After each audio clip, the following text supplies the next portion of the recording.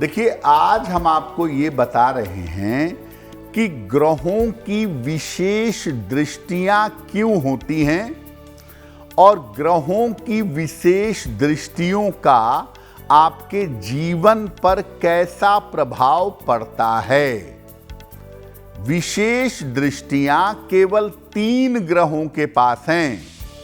तो कौन से 3 ग्रह हैं जिनकी दृष्टि सबसे ज्यादा महत्वपूर्ण है? देखिए, हर ग्रह के पास एक ही दृष्टि होती है, केवल 7वीं दृष्टि। पश्यन्ति सप्तम सर्वे। हर ग्रह के पास 7वीं दृष्टि होती है। लेकिन बृहस्पति, मंगल और शनि के पास अन्य दृष्टियां भी होती हैं। बृहस्पति के पास 7वीं तो होती ही है, 5वीं और 9वीं दृष्टि भी होती है।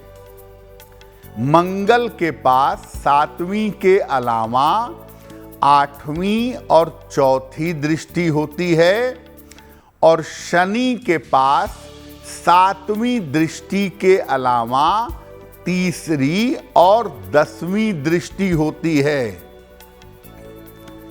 दृष्टि के मामले में बृहस्पति की दृष्टि अत्यंत शुभ मानी जाती है। सारे ग्रहों की दृष्टियों में बृहस्पति की दृष्टि सबसे ज्यादा शुभ है। शनि और मंगल की दृष्टि सामान्यतः बहुत शुभ नहीं होती। सामान्यतः शनि और मंगल की दृष्टि में समस्या पैदा होती है।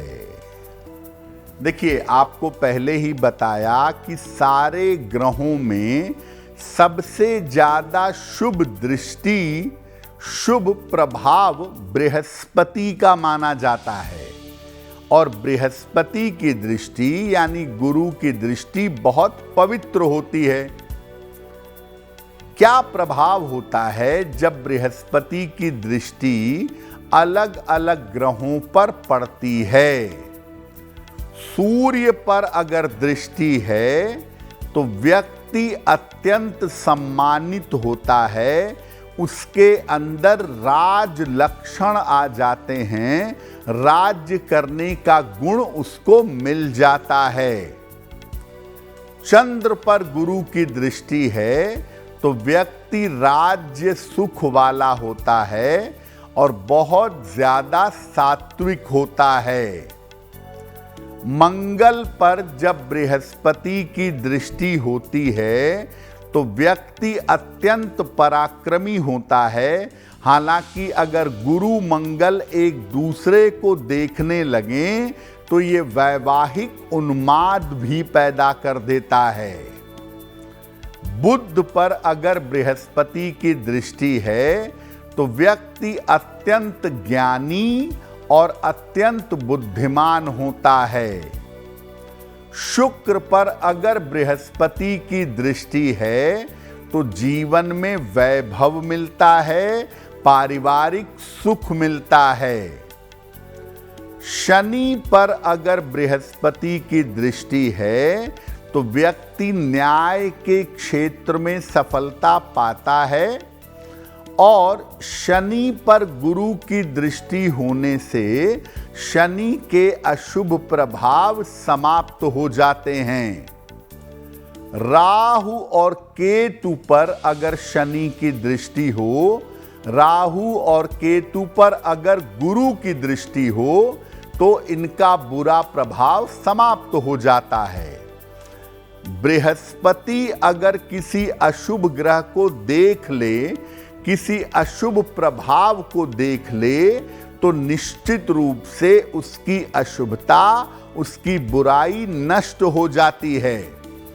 अगर कुंडली में राहु नकारात्मक है और गुरु उसको देख लेता है या केतु नकारात्मक है और गुरु उसको देख लेता है तो उनकी जो नकारात्मकता है, उनकी जो निगेटिविटी है, ये दूर हो जाती है। जैसे मंगल विस्फोटक ग्रह है, उपद्रवी प्लेनेट है, वैसे ही मंगल की दृष्टि भी सामान्यतः विस्फोटक होती है, उपद्रवी होती है। अगर सूर्य पर मंगल की दृष्टि पड़े तो व्यक्ति के अंदर अहंकार डेवलप होता है और अग्नि से संकट पैदा होता है। चंद्र पर अगर मंगल की दृष्टि है तो धन लाभ के योग तो बनते हैं, लेकिन ऐसी स्थिति में आदमी किसी भी तरीके से धन कमाना चाहता है। बुध पर अगर मंगल की दृष्टि है तो त्वचा के रोग होते हैं और आदमी मूर्खतापूर्ण हरकतें करता है, मूर्खता भी जीवन में आती है। बृहस्पति पर अगर मंगल की दृष्टि है तो व्यक्ति तपस्वी, तेजस्वी और विद्वान होता है। लेकिन जैसा आपको पहले बताया कि अगर मंगल और गुरु एक दूसरे को देखने लगें तो वैवाहिक उन्माद पैदा होता है। शुक्र पर अगर मंगल की दृष्टि है तो ये चरित्र दोष पैदा करती है।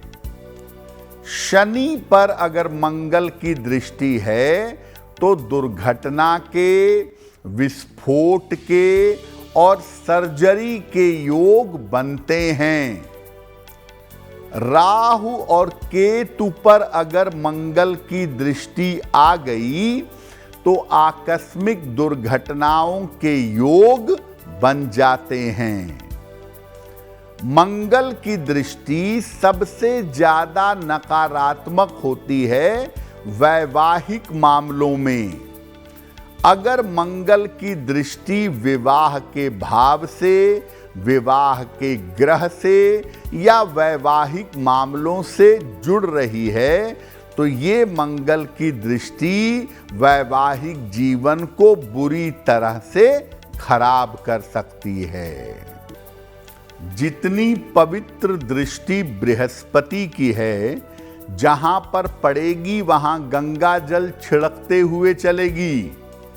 उतनी ही बुरी दृष्टि शनि की है, जिस भाव पर पड़ेगी, जिस ग्रह पर पड़ेगी, सामान्यतः उसको भयंकर नुकसान पहुंचाएगी। अगर सूर्य पर शनि की दृष्टि हो तो ऐसा देखा गया है कि व्यक्ति का दांपत्य जीवन खराब होता है और संतान की तरफ से कष्ट जीवन में भोगना पड़ता है।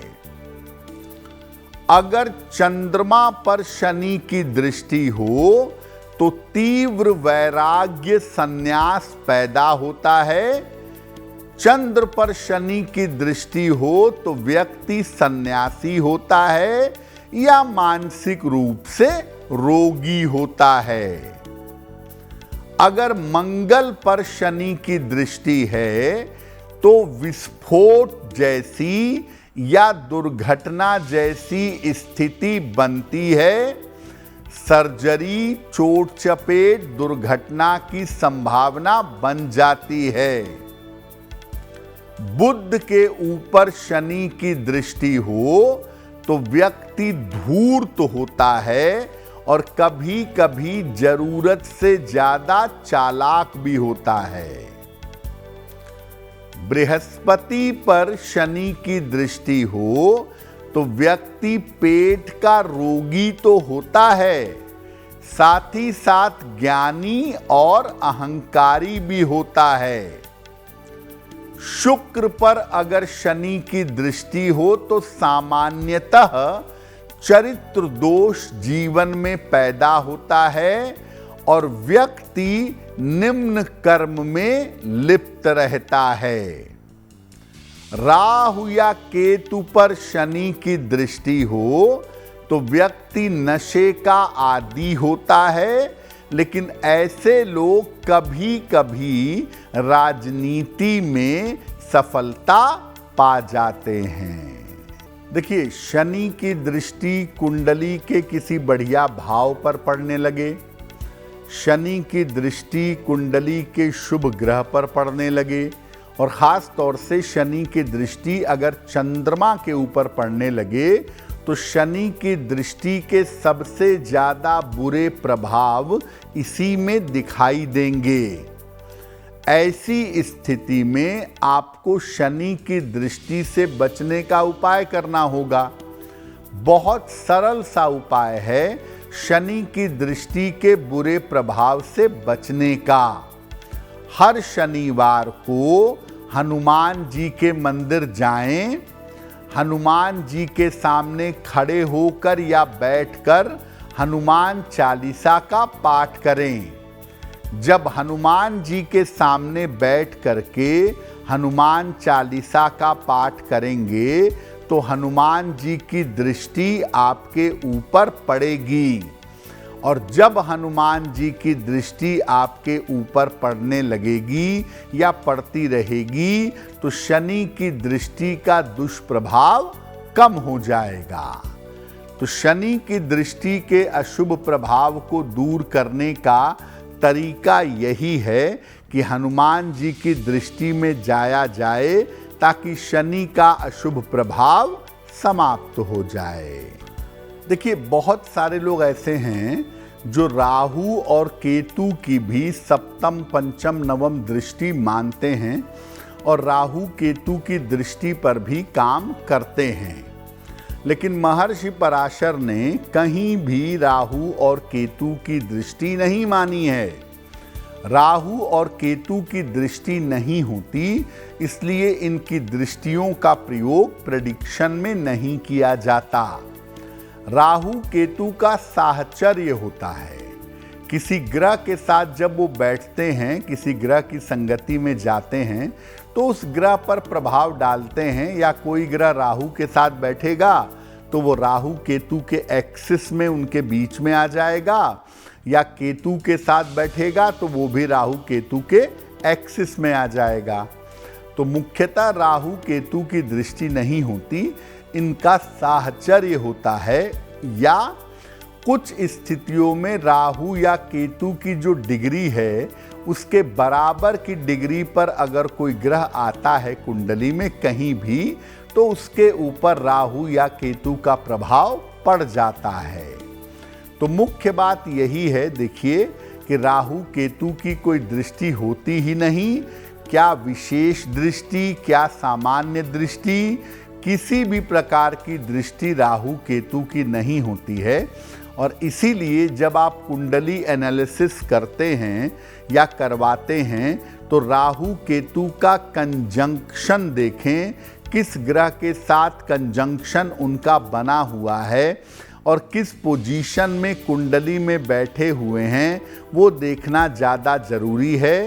राहु और केतु की दृष्टि को मानकर भविष्यवाणियाँ नहीं की जा सकती। अगर आप मुझसे जुड़ करके अपनी समस्याओं का समाधान चाहते हैं और चाहते हैं कि आपकी समस्याओं को ज्योतिष के माध्यम से सुलझाया जाए तो आप हमसे संपर्क कर सकते हैं, जुड़ सकते हैं एस्ट्रो तक पर।